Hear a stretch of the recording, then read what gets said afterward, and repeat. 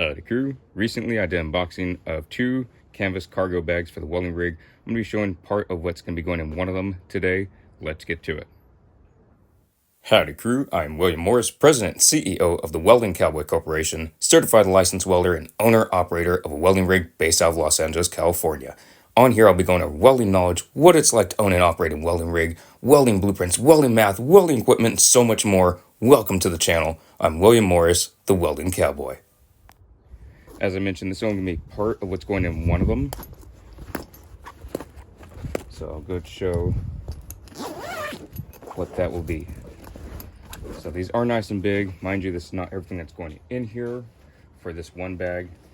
But what I don't want in the back of the rig, in the cab, is stuff rolling around or stuff flying about. Hit bumps, things roll. I don't like that. I just want everything nice and organized.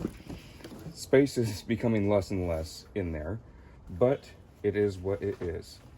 I'm just gonna be putting my leathers, my just moving things about gloves, welding cap, welding gloves. I just want all my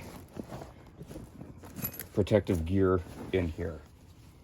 I'm gonna have my safety vest, always a spare flannel. Fold that up a little bit better. So if I'm just doing some grinding or anything like that where I don't need my leathers, I'll have my extra flannel here if I'm not already wearing one. And then I'm gonna have my hood in here. Reason I'm putting a hood in here, and not trying to keep everything nice and clean, anything like that. I know my hood will be dirty, as it always is, but you make a turn, it flies to one side of the rig. You have to swerve because some idiot breaks right in front of you, and it slides to the other side, and it just starts bouncing around. I just don't like that.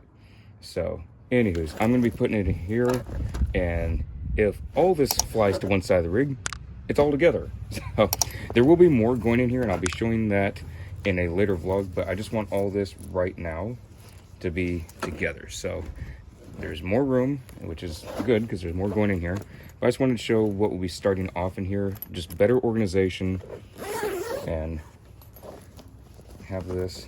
Don't even need to do the snaps, but it's nice and heavy duty. If I need to take this out, just say I'm working 100 feet away from the rig and it's around turns or up several flights, and I don't have to worry about carrying leathers and extra stuff. I'm gonna be using multiple things but then taking things off.